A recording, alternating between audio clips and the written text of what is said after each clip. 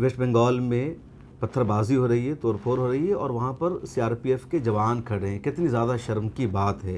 CRPF को वहाँ क्यों तैनात किया गया था, बस यही मैंने लिखा था। उसके 2 दिन बाद ही मुझे नोटिस आता है, ईमेल आता है और उसमें कहा जाता है कि आपने जो वीडियो शेयर किया है ये लॉ एंड ऑर्डर के लिए ख़तरा है, लोगों का पुलिस पर, सीआरपीएफ पर भरोसा कम हो जाएगा, माहौल ख़राब हो जाएगा। उसमें मुझे ये भी कहा गया कि बीएनएस के फला फला सेक्शन के तहत आप पर कार्रवाई हो सकती है। अच्छा, ऐसा नहीं कि उस वीडियो को मैंने ही सिर्फ शेयर किया। सागरिका घोष जो राज्यसभा एमपी है टीएमसी की, उन्होंने भी उस वीडियो को शेयर किया था। और यही सवाल क्या था इलेक्शन कमीशन ऑफ इंडिया से, मरकज़ी हुकूमत से, कि सीआरपीएफ की मौजूदगी में ये कैसे वायलेंस हो रहा है। तो मुझे नोटिस भेज दिया गया कि आपने वीडियो कब पोस्ट किया और उसके कितने घंटों के बाद नोटिस आ गया। जब तक आपके पास नोटिस आया तो क्या बंगाल की स्थिति सही हो गई थी कि वहाँ पे वायलेंस चल रहा था? 40 घंटे के बाद मुझे वो नोटिस आती है और बंगाल के जो सूरत हाल है, जो स्थिति है, वो अभी तक नॉर्मल नहीं हुई है। जब वेस्ट बंगाल पुलिस का मेरे पास नोटिस आ जाता है, उसके 2 दिन बाद भी खबर सामने आई कि खुजरी के इलाके में 60 दुकानों को जला दिया गया और हिंदू मुस्लिम दोनों की दुकानें थी, कि वहाँ मस्जिद पर भीड़ ने हमला कर दिया था जय श्री राम का नारा लगाते हुए, और मस्जिद को बचाने के लिए कुछ नौजवान आए तो उसमें से एक नौजवान को मार दिया गया। सीआरपीएफ अपनी जिम्मेदारी को अदा करे, आइंदा कहीं पर वायलेंस न हो। सीआरपीएफ पर लोगों को भरोसा है, हमें सीआरपीएफ पर भरोसा है। अब सीआरपीएफ अपनी जिम्मेदारी अदा करे, उसके बजाय मुझे ही नोटिस भेज दिया गया कि आप ही इस तरह की वीडियो को पोस्ट मत करो, या इस तरह की जर्नलिज्म नहीं होनी चाहिए। नमस्कार दोस्तों, मेरा नाम हैदर अब्बास नकवी है और आप लोग मुझको इस वक्त दा स्वतंत्र पर देख रहे हैं। आज का वक्त, आज का दौर बहुत मुश्किल है और सबसे मुश्किल दौर उनके लिए है जो सच्ची सीधी पत्रकारिता करते हैं। जी हाँ, पत्रकार अगर खबर ना बताए तो क्या करे। आप देखते हैं मेन स्ट्रीम का हाल, क्या बताया जा रहा है, किस तरह से बताया जा रहा है, ये सब चल रहा है। ऐसे में कुछ फ्रीलांस पत्रकार हैं, कुछ यूट्यूब डिजिटल मीडियम से आपको सही खबर की जानकारी देते हैं, लेकिन पिछले कुछ वक्त से उन पर भी एक बिल्डोज़र सा चल रहा है। बार बार कार्रवाई होती है और नोटिस आते हैं। आज इसी को समझने के लिए आप देख सकते हैं मिल्लत टाइम्स के शम्स तरवेज साहब हमारे साथ हैं। इनके पास भी एक नोटिस आया है। क्या है वो नोटिस, क्या है पूरा मामला, आइए इन्हीं से समझते हैं। शम्स साहब, बहुत बहुत शुक्रिया दा स्वतंत्र को वक्त देने के लिए। आज के वक्त में पत्रकारिता आप कर रहे हैं और नोटिस आपके पास आ गया है, कोई नई बात नहीं है, लेकिन खबर क्या थी कि आपके पास नोटिस पहुंचा है और कहां से आया है?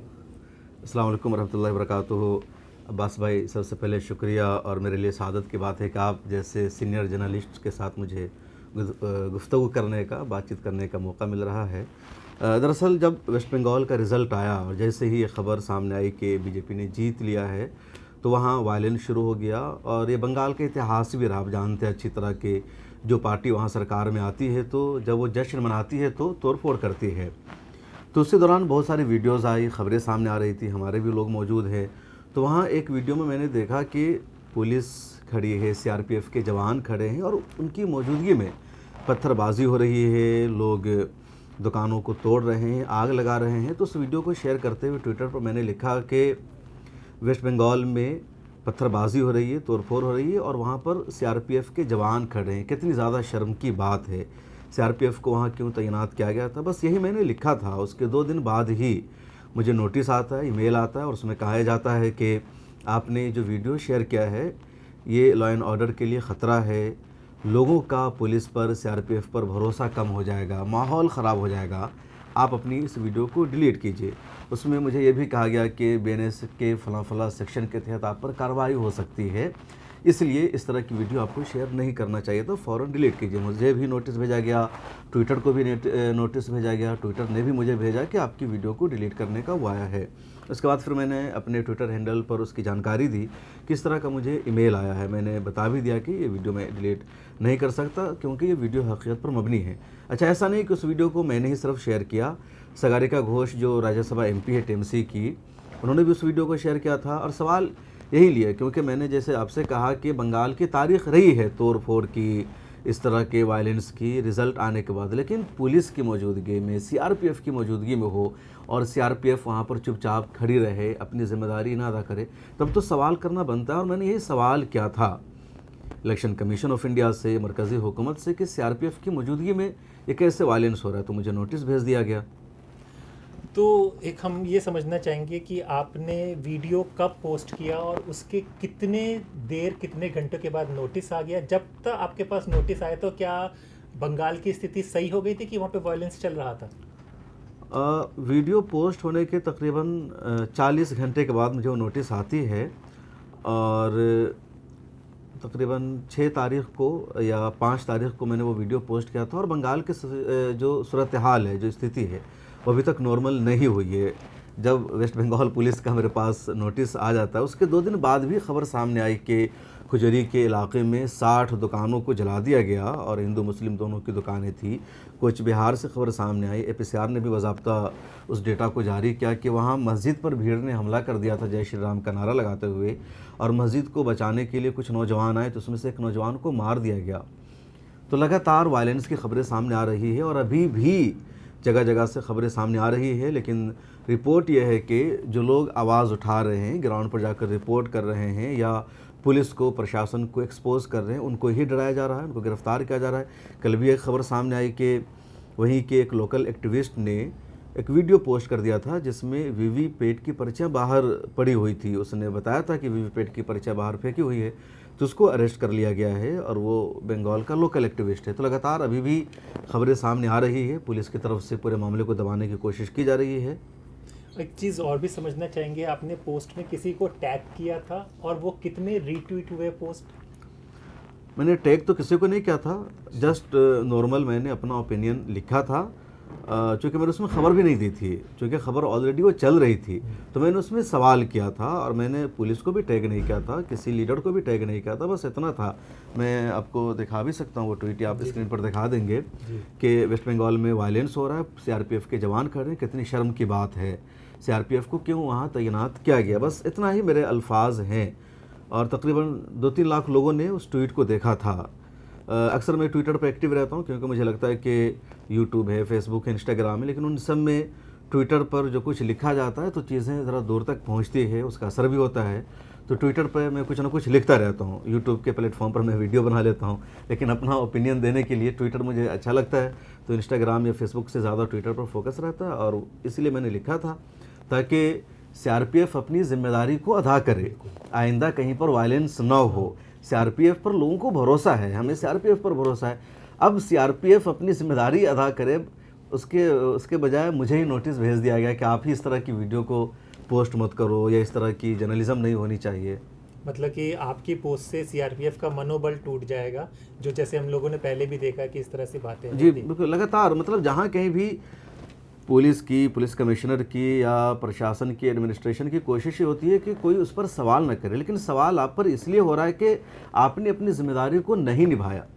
बाज़ाब्ता वीडियो मौजूद है, वो वेस्ट बंगाल की वीडियो मौजूद है जिसमें देखा जा रहा है कि वहाँ पर पत्थरबाजी हो रही है, सीआरपीएफ के एहलकार खड़े हैं और आप कुछ नहीं कर रहे हैं, तब वो आवाज़ उठाई जा रही है। अच्छा, कोई पहली मर्तबा नहीं हो रहा, लगातार इस तरह के वाक़ात पेश आते रहते हैं। दिल्ली में, यूपी में पुलिस एहलकारों के सामने मॉब लिंचिंग होती है, पीटा जाता है, हरियाणा में कई मर्तबा हुआ। अब यही जब सवाल किया जाता है तो मतलब मामला अभी ये चल रहा है अब्बास भाई के वो चाहते हैं कि एक हाथ से एक गाल पर तमाचा मारे और उसके बाद पूछा जाएगा कि आपको दर्द हो रहा है, तो वहाँ पर आपको जवाब देना नहीं नहीं नहीं दर्द नहीं हो रहा, ये तो आपने इसकी मालिश की है। तो ये चाह रहे हैं कि इस तरह का जवाब मिले या इस तरह लोग रिस्पॉन्स करें। जब आप जिम्मेदारी को नहीं निभाएंगे, आप अपना काम पूरा नहीं करेंगे, तो आप पर सवाल तो होगा ना। किसी को मारा जाएगा तो चोट तो महसूस होगी ना। आप क्या चाहते हैं कि आप किसी को थप्पड़ भी लगाएं, उसको गोली भी मारें और फिर उससे पूछे कि तुमको दर्द हो रहा है, तो जवाब दे कि नहीं नहीं दर्द नहीं हो रहा है। ये तो ऐसा लगता है कि आपने गुलाब को टच किया है, रोमांस का वो इजहार करे, तो ये तो पॉसिबल नहीं है। तो एक चीज़ और बताइए, तो आपने अभी उनको जवाब दिया है, कुछ टाइम आपको लिमिट दी गई है, क्या है? मैंने अभी कोई जवाब नहीं दिया है। 1-2 वकीलों से मैंने बातचीत की है, तो वो अपनी तरफ से जवाब दे देंगे। वकीलों ने कहा कि घबराने की कोई ज़रूरत नहीं है, जो होगा देखा जाएगा। तो मुझे भी उम्मीद है और कम्युनिटी ने, तमाम लोगों ने, जो जर्नलिस्ट हैं, जो इंडिपेंडेंट मीडिया हाउसेस को सपोर्ट करते हैं, उन सब लोगों का सपोर्ट भी मिला है कि घबराने की ज़रूरत नहीं है। अच्छा, पहली मर्तबा होता है तो डर लगता है, लेकिन मेरे साथ अब ये मामूल की बात बन गई है। एक FIR भी हो चुकी है इसी तरह के ट्वीट को लेकर के, कई बार नोटिस भी आ चुकी है। तो इसलिए मैं ज़्यादा परेशान नहीं हूँ कि जो होगा, चूँकि मुझे ये लगता है कि जिस फील्ड में हम काम कर रहे हैं या जिस मैदान को हमने चूज़ किया है, तो वहाँ कभी भी नोटिस आ सकती है, कभी भी गिरफ्तारी हो सकती है, कभी भी आपके ख़िलाफ़ एक्शन लिया जा सकता है या चैनल को डिलीट किया जा सकता है। खुद मिल्लत टाइम्स का एक फ़ेसबुक पेज 2021 में डिलीट किया जा चुका है और 1 मिलियन उसके फॉलोवर्स थे साल 2021 में। दिल्ली दंगों की जो हमने रिपोर्टिंग की थी उसके बाद ही वो एक्शन हुआ था हमारे फेसबुक पेज पर। तो ये मानकर हम चलते हैं कि किसी वक्त एक्शन हो सकता है, गिरफ्तारी हो सकती है या हमारे सोशल मीडिया अकाउंट को डिलीट किया जा सकता है, तो हमें उसके लिए तैयार रहना पड़ेगा। हमें ये नहीं समझना है कि हमारी दुनिया है या यहाँ बहुत प्रोटेक्शन है या बहुत मामून के साथ महफूज तरीके से हम रह सकते हैं, ऐसा नहीं है। क्योंकि हमने जिस मैदान को चुन रखा है, जिस लाइन पर चलकर हम लोग काम कर रहे हैं, तो हम तूफ़ान की ज़द में हैं हर वक्त। तो कभी भी तूफ़ान की लहर तेज़ होगी या समंदर की लहरें तेज़ होगी और जो तख्ता है कश्ती का ऊपर से नीचे चला जाएगा। इससे पहले आप पे और भी कभी किस तरह की नोटिस या FIR आप बता रहे थे, वो क्या मामला था? इससे पहले एक FIR हुई 2022 में यूपी में। नुपुर शर्मा ने जब अल्लाह के रसूल सल्लल्लाहु अलैहि वसल्लम की शान में गुस्ताखी की थी, तो उसके बाद आपने देखा होगा मुल्क भर में मुसलमानों ने एहतजाज किया। तो इसी तरह का एक एहतजाज हो रहा था उत्तर प्रदेश के कानपुर में और तमाम टीवी चैनलों पर यह ख़बर चलने लगी। खुद ट्विटर अकाउंट पर जितने टीवी के जर्नलिस्ट हैं, जिनको गोदी मीडिया का एंकर कहा जाता है, तो उन सब ने ये लिखना शुरू कर दिया कि देखो टोपी पहन के, दाढ़ी लगा कर के लोग पत्थर चला रहे हैं, पुलिस एहलकारों पर पथराव कर रहे हैं। तो हमारे पास कानपुर से किसी ने वीडियो भेजा, उसमें मैंने देखा कि पुलिस एहलकार खड़े हुए हैं और उनकी मौजूदगी में बजरंग दल वाले पत्थर चला रहे हैं, मुसलमानों के घरों को टारगेट कर रहे हैं। तो मैंने उस वीडियो को शेयर करते हुए यही लिख दिया कि इस वीडियो में साफ देखा जा रहा है कि पुलिस एहलकार खड़े हैं और उनकी मौजूदगी में पत्थरबाजी हो रही है, पुलिस वाले नहीं रोक रहे हैं। इस वीडियो को क्यों नहीं चलाया जा रहा है? सिर्फ एक तरफा बातचीत की जा रही है कि मुसलमान पत्थर चला रहे हैं। पत्थर तो दूसरी तरफ से भी चलाया जा रहा है, उधर पुलिस भी खड़ी है, तो ये लोग क्यों तमाशाई बने हुए हैं? तो वो वीडियो मैंने पोस्ट किया। कल सुबह होकर के द क्विंट ने खबर शाये की कि FIR हुई है 8 लोगों के ख़िलाफ़ कानपुर में, उसमें मेरा भी नाम था। उसके बाद फिर पता चला तो बाद में पुलिस का भी नोटिस हो रहा आया, फिर उसको जवाब दिया गया। तो इस तरह का मामला चल रहा है। आपका नाम शम्स है, आप मिल्लत टाइम्स चलाते हैं। एक तो ये नोटिस और FIR होती है, लेकिन जब आप वीडियो बनाते हैं तो एक हमने देखा है कि ये सोशल मीडिया में ट्रोल सेना है जी, तो उनका कैसे सामना होता है? वो आप लोग को क्या क्या कमेंट किस किस तरह के संबोधित करते हैं? कमेंट में तो ऐसी ऐसी गालियाँ दी जाती है, बता नहीं सकता। आज ही सुबह मैंने फेसबुक का इनबॉक्स चेक किया काफ़ी दिनों के बाद, तो मुझे 8-10 गालियाँ मिली वहाँ। 1-2 का मैंने स्क्रीनशॉट भी लिया, लेकिन मैं दिखा नहीं सकता कि कैसी कैसी गालियाँ उन लोगों ने दी है। तो लगातार इनबॉक्स में गालियाँ रहती है, मतलब माँ बहन वाली गाली, जिसको आप कहीं पर बता भी नहीं सकते। मतलब मैं इस तरह की पोस्ट भी नहीं कर सकता कि हमारी फैमिली को, हमारे अपने लोगों को बुरा लगेगा कि हमने कैसा मैदान चूज़ किया है, क्योंकि इतना वो बर्दाश्त कर नहीं सकते हैं इस तरह की चीज़ों को। कमेंट में तो लगातार मुझे लोग गालियाँ देते हैं और बहुत सारे लोग कमेंट में आकर के पुलिस को टैग करते हैं। अब जैसे ये वेस्ट बंगाल की पुलिस का नोटिस आया और ये वीडियो पोस्ट हुई या अदीब साहब ने एक बयान जारी किया, उसको लोगों ने पोस्ट किया, तो कमेंट में जो राइट विंग है उन्होंने आकर के यूपी पुलिस को, बंगाल पुलिस को, दिल्ली पुलिस को टैग करना शुरू कर दिया कि देखो ये जिहादी है, ये आतंकवादी है, ये मीडिया जिहाद कर रहा है, इसके दफ्तर पर रेड मारो, इसको फंडिंग कहाँ से आ रही है उसकी छानबीन करो। कोई यूपी पुलिस को टैग कर रहा है, कोई दिल्ली पुलिस को टैग कर रहा है, कोई होम मिनिस्ट्री को टैग कर रहा है। मतलब लगातार लोग पूरा टैग करके पीछे पड़ जाते हैं, किसके खिलाफ एक्शन लो। किसी ने लिखा, जश्न मनाया कि अब तो इसकी उल्टी गिनती शुरू हो गई है, बेटे तुम बहुत बोल रहे थे, तुम बहुत भड़का रहे थे, तुम बहुत रिपोर्टिंग कर रहे थे, अब पता चलेगा। और उसके साथ जो अल्फाज उन्होंने लिखे हैं मैं तो बता नहीं सकता। तो ये लोग जश्न मनाने लगते हैं कि अच्छा हुआ नोटिस आई है, अब इनका चैनल बंद हो जाएगा। ये जिस तरह सच्चाई को बता रहे थे, गलत चीज़ों को एक्सपोज कर रहे थे, वो सिलसिला बंद हो जाएगा। तो लोग तो जश्न मनाने लगते हैं। शम्स साहब, क्योंकि हम सब लोग देख रहे होंगे, एक चीज़ ज़रूर समझना चाहेंगे। आप मिल्लत टाइम्स है, आपका नाम शम्स है, तो आप खबर जो चुनते हैं, खबर जो दिखाते हैं, तो आप क्या ये दिखाते हैं जानबूझकर कि मुसलमान पे इतना अत्याचार हो रहा है, या जो सही हकीकत है उसको बताते हैं जो मेन स्ट्रीम में नहीं बताई जा रही है? देखिए, हमारी कोशिश यही होती है हमेशा, या ख़ुद मिल्लत टाइम्स हमने इसलिए शुरू नहीं किया कि हमें मीडिया में काम करना है या मीडिया को बिज़नेस के तौर पर बनाना है। मिलत टाइम्स जब हमने शुरू किया 10 साल पूरे हो गए, तो वजह यही थी कि मीडिया में जो असल मसाइल हैं उनको छुपाया जा रहा है, जो असल इश्यूज़ हैं उनको नज़रअंदाज किया जा रहा है। तो जो इश्यूज़ नज़रअंदाज किए जाते हैं उनको हाईलाइट करने के लिए, असल मसाइल की तरफ लोगों की तवज्जो दिलाने के लिए हमें एक मीडिया हाउस कायम करना चाहिए। तो इसी फ़िक्र के साथ हमने मिलत टाइम्स कायम किया था। कोई मैं मीडिया बैकग्राउंड से ज़्यादा नहीं आता, ना मेरी फैमिली का ऐसा कोई बैकग्राउंड है, ना किसी बड़े शहर में मैं पला बढ़ा या रहा हो। तो मैं एक छोटे से गांव से आता हूँ, बेसिक बैकग्राउंड है, फैमिली का अलग ही बैकग्राउंड है।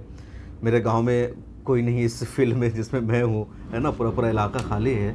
तो ये मकसद था कि मीडिया को जो काम करना चाहिए, आज का मीडिया वो काम नहीं कर रहा है, तो मैंने मिलत टाइम शुरू किया। अब जब मैं यहाँ आया तो देख रहा हूँ कि ख़बरें हमेशा मुसलमानों के बारे में होती है। मेन स्ट्रीम मीडिया भी मुसलमानों की खबर चलाता है और जो डिजिटल आउटलेट हैं वो भी मुसलमानों की खबर चलाते हैं। फ़र्क इतना होता है कि मेन स्ट्रीम मीडिया हमेशा मुसलमानों के ख़िलाफ़ झूठी खबर चलाता है, मुसलमानों के ख़िलाफ़ दिन रात प्रोपेगेंडा। एक दलित के इलाके में कोई दलित ब्राह्मण के इलाके से गुज़रता है, घोड़ा पर चढ़ करके बारात लेकर के जाता है तो उसको बारात जाने से रोक दिया जाता है। मेन स्ट्रीम मीडिया में वो खबर गायब रहती है। लेकिन वहीं पर कोई यात्रा निकलती है, शोभा यात्रा, कोई भी यात्रा, मस्जिद के पास वो यात्रा जाती है और वहाँ पर मस्जिद के सामने क्या होता है कि वो लोग तेज़ आवाज़ में गाना बजाते हैं, मुसलमानों को चिढ़ाने का काम करते हैं, जाके उल्टा सीधा नारे लगा देंगे।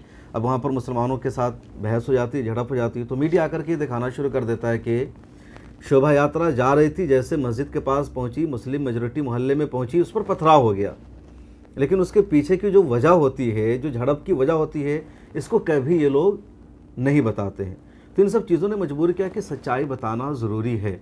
तो इसी वजह से हम ये सारी चीज़ें बताते हैं कि रियलिटी क्या है। पुलिस फैसला करेगी, अदालत फैसला करेगी कौन सही है कौन गलत है, लेकिन पूरा बैकग्राउंड बताना ज़रूरी है। आप लगातार देखते होंगे कि कोई ख़बर आती है तो अगर वहाँ पर मुजरिम मुसलमान होता है या मुलजिम कह लीजिए, तो हेडलाइन में नाम लिखा जाता है। रेप की कोई ख़बर है और रेपिस्ट अगर इत्तेफाक से अहमद हुसैन है तो उसका नाम टाइटल में रहता है तमाम मीडिया हाउसेज़ में। और अगर कुलदीप शर्मा रेपिस्ट है तो पूरी खबर पढ़ लीजिए, नाम नहीं मिलेगा, नीचे जाकर के आपको नाम मिलेगा। कहीं पर वायलेंस हो गया, अगर आपस में दो ग्रुप की लड़ाई है तो बस दो ग्रुप कह के ख़त्म कर देते हैं। अगर इत्तेफाक से उसमें एक भी नाम किसी मुसलमान लड़के का होता है तो उसको हाईलाइट कर देते हैं। अभी लगातार खबरें आ रही है कि जासूसी करते हुए, यानी पाकिस्तान की जासूसी करते हुए इंडिया में लोग पकड़े जा रहे हैं। जब ऑपरेशन सिंदूर हुआ था उस वक्त तो लगातार लोग पकड़े गए। अभी भी कौन शहजाद भट्टी है, उससे ताल्लुक़ रखने में कई सारे पकड़े गए हैं। अब जब ये हिंदू सारे हैं तो मीडिया की खबर रहती है कि हनी ट्रिप का शिकार हो गए, पैसे की लालच में कर लिया, इसके अलावा कुछ नहीं। वहीं किसी मुसलमान का नाम आता है तो उसका लिंक जुड़ जाता है ISI से, अलकायदा से, तमाम इस तरह के बैन ग्रुप से, और फिर उनके पूरे ख़ानदान को, पूरी मुस्लिम कम्युनिटी को दहशतगर्द बता देते हैं और लोग तबसरा करना शुरू कर देते हैं कि मुसलमान तो होती गद्दार है। तो ये जो मीडिया का रवैया रहा कि चीज़ों को वन साइडेड करके पेश करना, हकीकत को छुपा करके पेश करना, एक कम्युनिटी को टारगेट करना, तो मिलत टाइम्स के ज़रिए हम सिर्फ मुसलमानों की ख़बर को नहीं दिखाते, बल्कि जो ख़बर मेन स्ट्रीम मीडिया के ज़रिए नज़रअंदाज की जाती है या मेन स्ट्रीम मीडिया जिन मसाइल को इग्नोर करता है या जिसकी वो हकीकत नहीं बताता, हम उसको बताने की कोशिश करते हैं। अब इत्तेफाक है कि मीडिया में हमेशा मुसलमान ही रहता है। मैंने बताया कि दलितों पर भी जुल्म हो रहा है, उनके साथ भी नाइंसाफ़ी हो रही है, इनजस्टिस लगातार उनके साथ है, लेकिन जानबूझकर मीडिया उसको जगह नहीं देता है। मुसलमानों के साथ जो नाइंसाफ़ी होती है तो उसको मीडिया जगह देता है ताकि मज़ीद जो एंटी मुस्लिम फ़ोर्स है वो यूनाइट हो, मुत्तहिद हो। उनको यही चाहिए कि मुसलमान कितने सताए जा रहे हैं, तो इस तरह की ख़बरों को ज़्यादा हाईलाइट करते हैं, मुसलमानों को विलन बना करके पेश करते हैं। वहाँ पर हमारी कोशिश होती है कि जो रियलिटी है वो लोगों के सामने आए। शम्स साहब, एक हम ये भी समझना चाहेंगे, पिछले कुछ सालों से मदरसा को टारगेट किया जाता है, फिर जिहाद का शब्द जोड़ देता है। आप खुद, आपकी शायद तालीम मदरसा से हुई है, बिल्कुल हुई है, तो आप उसको जब इस तरह की खबरें आती हैं तो उसको किस तरह से आप लेते हैं, किस तरह से आप दर्शकों को समझाएंगे? बिल्कुल, आपने बहुत अहम सवाल किया। देखिए, सच्चाई तो ये है कि अगर ये मदरसे ना होते तो ये जो लोग आज इक़्तिदार में बैठे हैं ना, ये शायद पावर में भी ना होते। हो सकता है कि अभी तक ब्रिटिश एम्पायर की यहाँ हुकूमत रहती। तो इंडिया में जो मदरसों की बुनियाद पड़ी फ्रीडम फाइटर्स तैयार करने के लिए, अंग्रेज़ों के ख़िलाफ़ जंग लड़ने के लिए दारुल उलूम देवबंद के क़याम का बुनियादी मकसद यही था। दूसरी तंजीमों ने सब कायम किया। दारुल उलूम देवबंद के क़याम के बहुत बाद फिर कांग्रेस कायम हुई, दूसरे लोग आज़ादी की लड़ाई लड़ने लगे, लेकिन दारुल उलूम 1866 में कायम हुआ था। दूसरे मदरसे कायम हुए थे कि हमें अंग्रेज़ों के ख़िलाफ़ लड़ने वाली फ़ौज और फोर्स को तैयार करना है। अब आज के दौर में लगातार मदरसों को ये लोग बदनाम करते हैं कि वहाँ से दहशतगर्द तैयार होते हैं, आतंकवादी तैयार होते हैं। अब मुझे बताइए कि एक भी ऐसा कोई बंदा मिला हो जिसने देश के साथ गद्दारी की हो या जिसका किसी आतंकवादी ग्रुप से ताल्लुक़ रहा हो और वो किसी मदरसे का बंदा हो, किसी मदरसे से उसने तालीम हासिल कर रखी हो, एक भी नहीं है। पकड़े ज़रूर बहुत सारे गए हैं, उन पर इल्ज़ाम लगा है, लेकिन वो सब अदालतों से बाइज़्ज़त बरी हुए हैं। किसी एक पर भी इल्ज़ाम साबित नहीं हो सका है और ATS को कई मरतबा सुप्रीम कोर्ट ने फटकार लगाई है। तो मदरसों को कांग्रेस की हुकूमत में भी बदनाम किया जा रहा था, इस हुकूमत में भी बदनाम किया जा रहा है, लेकिन मदरसे वाले कल भी देश की तामीर में हम किरदार अदा कर रहे थे और आज भी मदरसे वाले सबसे ज़्यादा देश की तामीर में, तरक्की में किरदार अदा कर रहे हैं। हाँ, मदरसों की तालीम को लेकर के भी कई मरतबा लोग सवाल उठाते हैं। मदरसे वालों की तालीम का बुनियादी मकसद होता है कि हम अपना दीन लोगों को सिखाएं। हालांकि मदरसे वालों ने अब अपने आप को थोड़ा बदलना भी शुरू किया, मॉडर्न एजुकेशन भी मदरसे में पढ़ाए जा रहे हैं। तो तमाम लोग जो मदरसों पर सवाल उठाते हैं, मुझे लगता है कि उन्हें मदरसा में जाना चाहिए, देख लेना चाहिए कि मदरसे में क्या पढ़ाया जाता है, और जैसे कोई देखेगा उनके तमाम एतराज़ात ख़त्म हो जाएगा। अब इनको एक टारगेट करना है किसी कम्युनिटी को। अब स्कूल को तो टारगेट कर नहीं सकते, यूनिवर्सिटी को तो कर नहीं सकते, क्योंकि वहाँ सभी पढ़ते हैं, हिंदू मुसलमान। मदरसा में मुसलमान ही पढ़ते हैं, हालांकि कुछ इलाकों में तो मदरसा ऐसा है जहाँ हिंदू बच्चे भी पढ़ते हैं, जैसे बंगाल वगैरह में। तो अब मुसलमान वहाँ पढ़ते हैं, अपने मज़हब की तालीम हासिल करते हैं, तो इसलिए मदरसों को टारगेट करते हैं, बदनाम करते हैं। वरना मदरसे वाले ने हमेशा देश के लिए अच्छा सोचा है, खा वो आज़ादी से पहले की बात हो या आज़ादी के बाद की बात हो। और मदरसे की खूबी ये रही है कि मदरसे वाले इनसे कोई फ़ंड भी नहीं लेते। अब देखिए, मदरसे वाले अपने चंदे के पैसे से अपना निज़ाम चला रहे हैं। हम आपसे कोई फ़ंड नहीं लेते, कोई बजट नहीं लेते, हम अपना पैसा से अपना दीन सीख रहे हैं, अपने मज़हब की तालीम दे रहे हैं। और मजहबी तालीम हासिल करने वाले देश के कहीं ज़्यादा वफ़ादार होते हैं, उन्होंने देश के लिए ज़्यादा कुर्बानियाँ दी। आप देखेंगे जितने फ्रीडम शेखुल हिंद मौलाना महमूद हसन देवबंदी हो, मौलाना अबुल महसिन सज्जाद हो, मौलाना हुसैन अहमद मदनी हो, मौलाना अबुल कलाम आज़ाद हो, मुफ्ती किफ़ायतुल्लाह देहलवी हो, ये तमाम लोग मदरसे के पढ़े हुए थे। और इन्हीं लोगों ने जो इनकलाब बर्पा किया, जो रूह फूकी थी, वो आज तक जारी है। अब ये जो हुकूमत मदरसों के ख़िलाफ़ झूठा प्रोपेगेंडा करती है, मुझे लगता है बस इनको इस बात का डर है कि मुसलमान अपने मज़हब के सच्चे वफ़ादार होते हैं और इनके जो लोग हैं मज़हब पर ज़्यादा अमल नहीं करते हैं। तब इनको अपने लोगों को मज़हब से जोड़ना है, इनको तमाम हिंदुओं को इकट्ठा करना है। तो उसके लिए इनको किसी को विलन बनाना है, किसी को दुश्मन बनाना है, किसी को बताना है कि देखो वहाँ तुम्हारे ख़िलाफ़ साजिशें रची जाती हैं। तो ये मदरसों को बदनाम करते हैं। सच्चाई है कि मदरसों में हिंदू धर्म के बारे में कुछ पढ़ाया भी नहीं जाता। एक वो होता है कि कंपैरेटिव रिलीजन की पढ़ाई होती है तो ये धर्म सही है, धर्म गलत है, ऐसा भी नहीं होता है। मदरसे में बस ये बताया जाता है कि इस्लाम क्या है, इस्लाम की तारीख़ क्या है, क्योंकि इस्लाम मुकम्मल वे ऑफ लाइफ है। तो इस्लाम में सारी चीज़ें हैं। जो तिजारत है वो कैसी होगी, आज की ज़ुबान में कह लीजिए कि जो इकोनॉमी है, तो इकोनॉमी पढ़ाया जाता है मदरसे में। मदरसे में पढ़ाया जाता है कि बैंकिंग सिस्टम क्या होगा, मदरसे में पढ़ाया जाता है कि आपको मीडिया में कैसे आना है, मदरसे में पढ़ाया जाता है कि आपको नमाज कैसे पढ़ना है। तो मतलब जो एक रिलीजियस का पार्ट है वो भी, और जो दुनिया का पार्ट है, जो इस्लाम सारी चीज़ों में रहनुमाई करता है, वो सारी चीज़ें मदरसे में पढ़ाई जाती है। और कहीं पर भी हिंदू धर्म के ख़िलाफ़ कुछ नहीं पढ़ाया जाता, देश के ख़िलाफ़ तो कहीं एक लफ्ज़ बोला भी नहीं जाता। तमाम चीज़ों को फॉलो करते हैं। इसके बावजूद बस इनको टारगेट करना है मदरसे को, तो करते हैं और करके इन्होंने देख लिया। मुझे नहीं लगता कि कभी इनको मदरसों को टारगेट करके कामयाबी मिलने वाली है, क्योंकि मुसलमान अपने पैसों से मदरसा चला रहे हैं, वो अपना निसाब बना रहे हैं, इनसे किसी तरह का सपोर्ट नहीं चाहिए। अब इनको इस बात का दर्द है कि हमने मदरसों का FCRA बंद कर दिया है, किसी मदरसे को बाहर का एक पैसा हम नहीं आने दे रहे हैं, हम मदरसे वाले को एक पैसा नहीं दे रहे हैं, लगातार हम उनको दहशतगर्द बता रहे हैं, आतंकवादी बता रहे हैं। इसके बावजूद मदरसे चल कैसे रहे, इतने बच्चे मदरसों में जा कैसे रहे? तो इस बात की इनको तकलीफ़, उसके अलावा कुछ और नहीं। एक और, क्योंकि बात चल रही है, ये हमारे उसमें डिस्कशन में नहीं था, आप ग्राउंड रिपोर्ट करते हैं, काफ़ी टाइम से आप कर रहे हैं, तो ये जो अभी जो मुसलमानों के बीच में ओवैसी फैक्टर आ गया है, इसको किस तरह से आप समझ रहे हैं?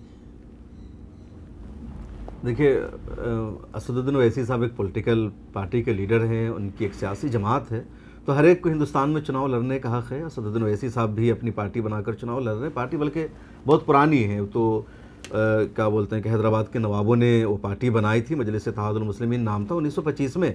फिर जब वहाँ नवाबों की हुकूमत ख़त्म हुई या हैदराबाद हिंदुस्तान का एक हिस्सा बना 1948 में, तो उसके बाद कासिम रिजवी ने भी उस पार्टी को छोड़ दिया, वो पाकिस्तान चला गया। असदुद्दीन ओवैसी के दादा को हवाले करके चले गए, तो उनके वालिद ने उस पार्टी से चुनाव लड़ना शुरू किया। तो अब जिस तरह दूसरी पार्टी है, असदुद्दीन ओवैसी साहब भी चुनाव लड़ रहे हैं, उनकी पार्टी चुनाव लड़ रही है। तो पर ये बहुत पॉपुलर हो रहे हैं, इसके पीछे क्या रीज़न समझ रहे हैं? अब मुझे लगता है कि इस वक्त जिस तरह मुसलमानों को दबाया जा रहा है, जिस तरह बीजेपी अटैक कर रही है, बीजेपी 80% हिंदुओं को इकट्ठा करने की कोशिश कर रही है और उनके दिलों में मुसलमानों से नफ़रत पैदा कर रही है।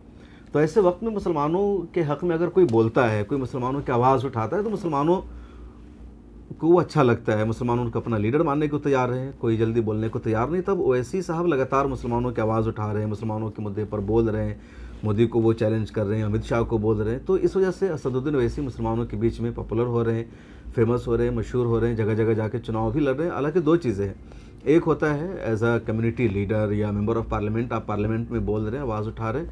दूसरा है आपका हर जगह जाकर के चुनाव लड़ना।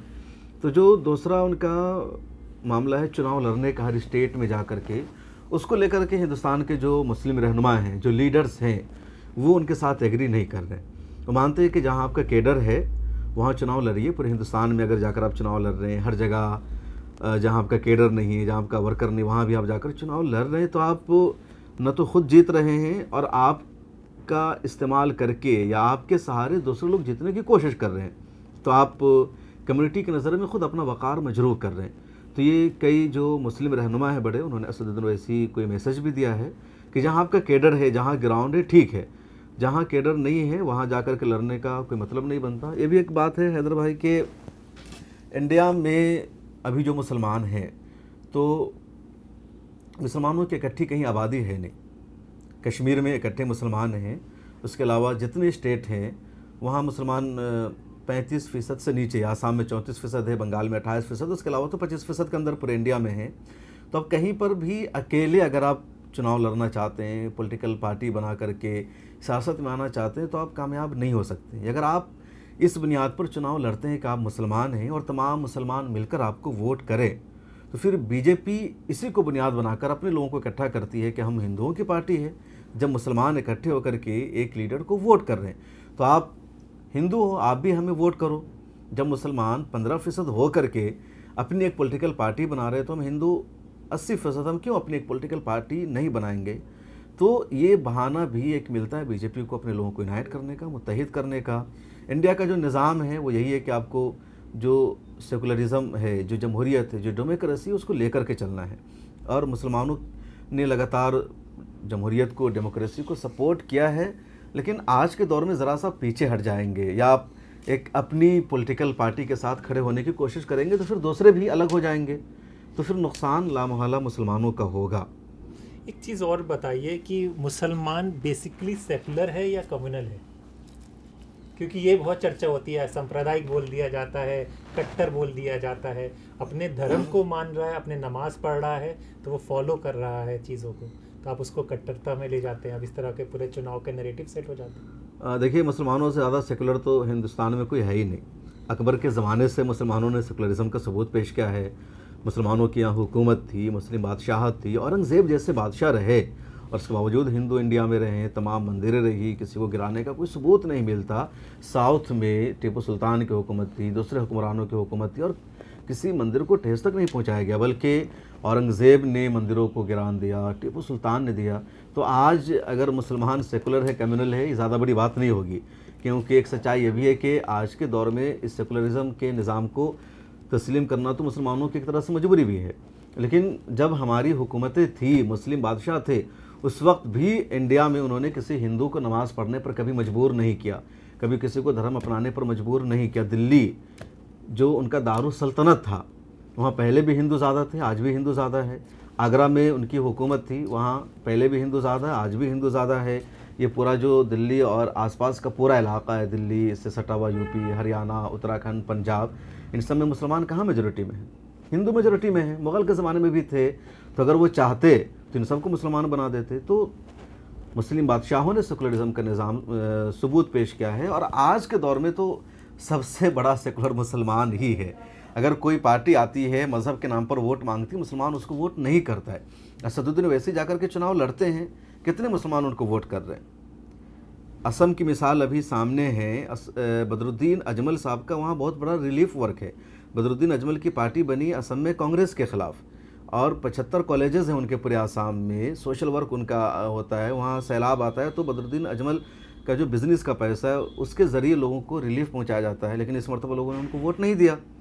उनको कहा कि आप एक मुस्लिम पार्टी को लीड कर रहे हैं, हम कांग्रेस जैसी सेकुलर पार्टी पर भरोसा करते हैं, हम कांग्रेस को चाहते हैं। मुसलमानों ने उनको वोट किया। तो सच्चाई तो यही है कि मुसलमान इंडिया में आज़ादी के बाद तो सेकुलरिज्म का झंडा लगातार उठाया हुआ है, और अच्छी बात है कि मुसलमान ने सेकुलर निज़ाम पे भरोसा किया है। हमारे जो अकाबरीन थे, जो बुज़ुर्ग थे, उन्होंने भी माना कि ऐसा हिंदुस्तान होना चाहिए जिसमें सभी के लिए जगह हो। अभी जो नमाज़ पढ़ने को कट्टरता कहा जाता है ना, अलग चीज़ है। सेकुलरिज्म का मतलब ये नहीं होता है कि हम अपने मज़हब से समझौता कर लें। हम तो ये चाहते हैं कि आप भी मंदिर में जाकर पूजा पाठ कीजिए। हम नमाज़ पढ़ रहे हैं तो नमाज़ पढ़ना ये मजहबी मामला है, पर्सनल मामला है। हुकूमत का निज़ाम अलग है। देश का कोई मज़हब नहीं होना चाहिए, कोई रिलीजन नहीं होना चाहिए। कोई नमाज़ पढ़ रहा है उसका, और मुझे तो लगता है कि जो शख्स जितना मजहबी होता है उतना अच्छा होता है। अब जाइए अपने मज़हब पर अमल कीजिए। अगर कोई हिंदू मज़हब पर अमल करेगा तो उससे मुसलमानों को कोई ख़तरा नहीं होगा, क्योंकि हिंदू मज़हब में कहीं पर लिखा हुआ नहीं है कि आप मुसलमानों को मारो या मुसलमानों के नबी की शान में गुस्ताखी करो। बल्कि हिंदू मज़हब की जो किताबें हैं वहाँ तो हमारे नबी सल्लल्लाहु अलैहि वसल्लम की तारीफ़ लिखी गई है, उनकी पेशन गोई की गई है, मुसलमानों के बारे में अच्छी बातें वहाँ मौजूद है। तो धार्मिक हो जाएंगे। तो अगर वो अपने मज़हब पर अमल करें तो ये अच्छी बात होगी, मुसलमानों को फिर कोई प्रॉब्लम नहीं होगी। लेकिन ये जो जय श्री राम के नारे लगाकर किसी मुसलमान की मॉब लिंचिंग करते हैं, किसी की दाढ़ी काटते हैं, नमाज़ पढ़ने से रोकते हैं, ये तो खुद मज़हब के ख़िलाफ़ कर रहे हैं। और मुझे नहीं लगता कि हिंदू मज़हब इस बात की इजाज़त देता हो। जिस तरह अगर कोई मुसलमान अल्लाह अकबर का नारा लगाते हुए किसी हिंदू का कत्ल करे तो क्या आप और हम उसका विरोध करेंगे कि नहीं करेंगे? सबसे पहले तो हम यही कहेंगे ना कि इस्लाम के ख़िलाफ़ है। कुरान ने कहा कि एक इंसान का कत्ल करना पूरी इंसानियत का कत्ल करना है। मन कत्ल नफ्सन बगैर नफ्सिन, कि जिस शख्स ने किसी इंसान को बगैर किसी वजह के कत्ल कर दिया उसने पूरी इंसानियत का कत्ल कर दिया। फ़कअन्नमा क़तलन नास जमिया, कुरान के अल्फाज है। तो हम इस्लाम की रूह से सबसे पहले उसको गलत करार देंगे। अभी मैं एक रिपोर्ट देख रहा था, बांग्लादेश में माइनॉरिटी रिलीजियस अफेयर्स के मिनिस्टर हैं मुफज्जल हुसैन, उन्होंने एक बयान दिया कि अगर यहाँ माइनॉरिटी पर अटैक हुआ तो मैं अपनी मिनिस्ट्री से इस्तीफ़ा दे दूँगा, रिज़ाइन कर दूँगा। तो जो इस्लामी ममालिक हैं वहाँ मुकम्मल रियायत बरती जाती है कि जो माइनॉरिटीज़ हैं, जो अक़लियत है, उनके हुकूक महफूज रहे, उन पर किसी तरह की ज़्यादती न हो, क्योंकि इस्लाम सिखाता है और शुरू से इस्लामी तारीख़ रही है, जहाँ जहाँ मुस्लिम हुकूमतें रही है कि आपको दूसरे मज़हब के मानने वालों को मुकम्मल आज़ादी देनी है, उन पर किसी तरह की कोई ज़्यादती नहीं करनी है, किसी तरह का भेदभाव नहीं होना चाहिए। अब देखिए आज भी अरब देशों में या दुनिया भर में जहाँ कहीं मुस्लिम कंट्री हिंदू रहते हैं, क्या कभी उनके साथ कोई ज़्यादती होती है? किसी तरह का कोई भेदभाव होता है? नहीं होता है। जो लोग गल्फ़ में रहते हैं बड़े खुश हैं, चाहे तो उनको मजबूर कर सकते हैं नमाज़ पढ़ने पर, कुछ भी करने पर, पैसा के लिए कुछ भी कर देंगे। यहाँ इंडिया में गरीब मुसलमानों को पैसे के लालच देकर लोग मुसलमान बना रहे। कोई बोलता है कि मुसलमानों को हम खाना नहीं देंगे, कोई हमारे भंडारे में नहीं आए, कोई गरीब मुसलमानों को जाकर के पैसे के लालच देकर कहता है तुम हिंदू धर्म को अपना लो तो तुम्हें ये फ़ायदा मिलेगा। वहाँ तो सारी चीज़ें हैं, उसके बावजूद लालच नहीं दी जा रही है, और पहले की तारीख़ तो अलग ही है। बस एक आखिरी सवाल, आजकल एक बहस चल रही है, सौरभ शुक्ला रेड माइक वाले ने कहा कि वो हिंदू हैं, ब्राह्मण हैं, इसलिए सेफ है। तो पत्रकारिता मुश्किल पड़ रही है आज के वक्त में शम्स और मिल्लत टाइम्स के लिए? देखिए इंडिया हमारा अपना देश है, तो देश में कभी मुश्किलें होती, कभी आसानियाँ होती है, और पत्रकारिता एक ऐसा काम है जिसमें मुश्किलें आती है, क्योंकि आप हुकूमत से सवाल पूछते हैं, आप सिस्टम को कटहरे में खड़ा करते हैं, और इसीलिए मीडिया को हर ज़माने में दबाने की कोशिश की गई है। अब आज के दौर में मीडिया भी तकसीम हो गया है, जर्नलिस्ट को उसके मज़हब के नुक्ते नज़र से देखा जाता है। तो अब देखा जाता है कि अगर कोई ब्राह्मण है, शुक्ला है, तो उनके साथ नरमी बरती जाती है, उनको हर तरह का एक्सेस मिलता है। अगर ब्राह्मण नहीं है, नाम के आगे मिश्रा शुक्ला नहीं लगा हुआ है, तो उनको कई तरह की परेशानियों का सामना करना पड़ता है। तो ये सच्चाई है, रियलिटी है कि लोग देखते हैं कि आप कौन है, नहीं है, और लगातार उसकी मिसालें सामने आती है कि अगर आप मुसलमान हैं तो सीधे UAPA लगा दिया जाएगा, आप जेल में बंद रहेंगे 5 साल तक, कोई आपको ज़मानत नहीं मिलेगी। आप दूसरे रिलीजन से ताल्लुक़ रखते हैं तो कहीं ना कहीं आपको छूट मिलती है। लोगों को एहसास कराया जाता है कि वो हमारा अपना है, भले ही किसी और के लिए आवाज़ उठा रहा है, किसी और के लिए काम कर रहा है, और एक माहौल बना दिया गया। और इसके पीछे की जो सच्चाई है, अगर उसमें मैं ज़रा तफसील से बात करूं, कि इंडिया में मुसलमानों के बीच में लीडरशिप की क्राइसिस है। इंडिया में हर एक हुकूमत में और हर एक तबके की तरफ से मुसलमानों को इस तरह मजबूर बना दिया गया है कि आपको महज चुपचाप रहना है। आप मार भी खाएंगे और आप अपनी आवाज़ ख़ुद नहीं उठाएंगे। सियासत में आपकी आवाज़ राहुल गांधी उठाएंगे, आपके बीच का कोई अगर आपकी आवाज़ उठाएगा तो उससे आपका नुकसान होगा। समाजी तौर पर आपको चुपचाप रहना, कोई दूसरा समाजी लीडर आएगा आपका साथ देगा। एक्टिविज़म की दुनिया में आपको चुपचाप रहना है, कोई प्रोटेस्ट नहीं करना है। दूसरे लोग आएंगे एक्टिविस्ट, वो आपके हक़ में आवाज़ उठाएंगे, प्रोटेस्ट करेंगे। उसी तरह मीडिया में आपको मीडिया के मैदान में नहीं आना है। आपके मसाइल को उठाने वाले ये लोग आपके मसाइल को उठाएंगे, आपको चुपचाप रहना है। तो एक माहौल इस तरह बना दिया गया है कि हर एक फील्ड में मुसलमान लाचार रहे, बेबस रहे और दूसरों का मोहताज रहे। आपकी कम्युनिटी में कोई अच्छा सहाफ़ी नहीं होना चाहिए, कोई पॉलिटिकल लीडर नहीं होना चाहिए, कोई MLA नहीं होना चाहिए, कोई एक्टिविस्ट नहीं होना चाहिए। तमाम चीज़ों में दूसरे आपकी आवाज़ बनेंगे। तो ये एक देश में कमज़ोर करने की किसी कौम को और बड़ी साजिश होती है, और ये चारों तरफ से हमें कमज़ोर किया जा रहा है। भले कई मरतबा हम कहते हैं कि हमारी आवाज़ रविश कुमार उठा रहे हैं, सौरभ शुक्ला उठा रहे हैं, तो हमें क्या करने की ज़रूरत है? योगेंद्र यादव इतने बड़े एक्टिविस्ट हैं, प्रशांत भूषण इतने बड़े एक्टिविस्ट हैं, हमें क्या करने की ज़रूरत है? कपिल सिब्बल साहब केस लड़ने के लिए काफ़ी है, तो हमें अपना वकील पैदा करने की क्या ज़रूरत है? तो ये जो मुसलमानों के जहन में ये जो बात पैदा की जा रही ना, ये एक कौम को ज़वाल के आखिरी दर्जा पर पहुंचाने की सबसे बड़ी साजिश होती है कि आप किसी लायक बचे ही नहीं हैं। कुछ भी करने के लिए आपको दूसरे का सहारा लेना पड़ेगा। अब देखिए, मुसलमानों के पास वकील हैं, कपिल सिब्बल तमाम अहम केस को लड़ता है। अब कपिल सिब्बल अगर लड़ने से इनकार कर दे तो मुसलमान क्या करेंगे? योगेंद्र यादव, प्रशांत भूषण आके कहेंगे अब इस मामले में हम मुसलमानों की आवाज़ नहीं उठाएंगे क्योंकि मुसलमानों ने वहाँ हमारा साथ नहीं दिया, तो क्या करेंगे? तो किसी भी देश में कोई भी कौम उसी वक्त अपनी लड़ाई लड़ सकती है जब उस कौम के पास खुद अपने पास भी अफराद हों, आपके पास वसाइल हों, आपके पास ह्यूमन रिसोर्सेज हो, कि आपके पास जर्नलिस्ट भी हैं, आपके पास वकील भी हैं, तभी आप लड़ाई को लड़ सकते हैं। आप ये उम्मीद रख सकते हैं कि हम किसी से मुकाबला कर सकते हैं। अगर आपके पास इस तरह के अफराद ही नहीं है तो आप ज़ीरो हैं। और आपको बना दिया गया दोनों तरफ से। एक तरफ से आपको मारा जा रहा है, जो राइट विंग है वो आपको मार रहा है, आपकी लिंचिंग कर रहा है, आपके ख़िलाफ़ झूठा या गलत प्रोपेगेंडा चला रहा है। जो दूसरा उसके ख़िलाफ़ है, जो हमें बज़ाहिर सपोर्ट कर रहा है, उसको काउंटर कर रहा है, लेकिन हम तो पिक्चर में कहीं नहीं है ना, हम तो अपनी लड़ाई नहीं लड़ रहे हैं। तो आप दूसरे के सहारे, अगर वो कल हो करके उधर शिफ्ट हो जाएंगे तो फिर आप क्या करेंगे? अब जैसे इंडिया की पॉलिटिक्स में हुआ, मुसलमानों ने चुन लिया कि हमें बीजेपी के अलावा जितनी पार्टी है उसको वोट करना है, सपोर्ट करना है, बीजेपी को कभी वोट नहीं करना है। अभी मुसलमानों का है, बीजेपी भी नहीं चाहती कि मुसलमान हमसे करीब हो। अब इंडिया में पिछले 12 सालों से बीजेपी की हुकूमत है और 15% मुसलमानों की आबादी है। एक कोई मिनिस्टर नहीं, शुरू में 1-2 इन्होंने मिनिस्टर बना दिया, अब माइनॉरिटी अफेयर्स का मिनिस्टर भी मुसलमान नहीं है। क्या दुनिया में कोई ऐसा देश है कि जहाँ एक कम्युनिटी की आबादी 15% हो और उसको हुकूमत में बड़ा इनाम भी शरीक ना किया गया हो?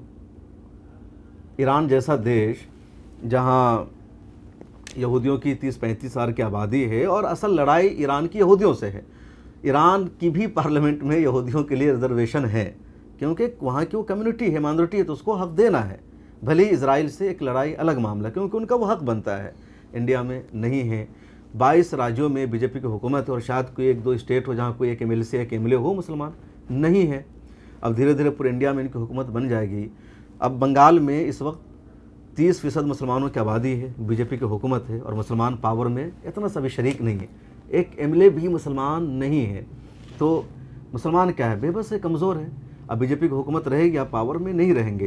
तो जिस तरह सियासत में मुसलमान पावर से बिल्कुल ख़त्म है, मीडिया में, दूसरे मैदान में भी मुसलमानों के साथ अब यही हो रहा है। तो मुझे लगता है कि मुसलमान कि जो लोग आवाज़ उठा रहे हैं वो यकीनन हमारा काम कर रहे हैं, लेकिन हमें भी अपनी लड़ाई लड़नी होगी, अपनी आवाज़ उठानी होगी। कई सारे ऐसे इश्यूज़ होते हैं ना जहाँ दूसरे आपकी आवाज़ नहीं उठा सकते, वहाँ आपको भी सामने आना होगा। नैरेटिव की लड़ाई होती है कहीं पर। इंडिया में मुसलमान की लड़ाई क्या है आरएसएस से? मुसलमान अपने मजहबी शार के साथ रहना चाहता है। आरएसएस तो चाहती है कि मुसलमान रहे, लेकिन वो इस्लामी तहज़ीब और सकाफ़त के साथ ना रहे, वो हिंदुत्वा कल्चर को अपना करके रहे, नाम का मुसलमान रहे। उनको प्रॉब्लम है मुसलमानों की दाढ़ी से, टोपी से, मस्जिद के मीनारों से। वो चाहते हैं सीधा सीधा मुसलमान रहें, फ़र्क ना हो। कई मरतबा मोहन भागवत कह भी चुके हैं कि जो इंडियन मुस्लिम है उनकी तहज़ीब वही है जो हिंदुओं की तहज़ीब है। मतलब कभी वो बोलते हैं कि हिंदुत्वा रिलीजन का नाम है, कभी बोलते हैं कल्चर और तहज़ीब का नाम है। मुसलमानों को वो इंक्लूड करते हैं उसमें। अब जितने बड़े बड़े जर्नलिस्ट हैं जो आवाज़ उठाते हैं मुसलमानों की, अगर बात आएगी यूनिफॉर्म सिविल कोड की या विरासत की या तलाक़ की, तो ऐसे मसाइल पर तो वो कहेंगे जो लिबरल ग्रुप है, जो ह्यूमन राइट्स का ग्रुप है, उसका वो साथ देंगे। वो क्यों चाहेंगे कि जो मुसलमानों के बुनियादी मसाइल है उसको वहाँ पर प्रोमोट किया जाए।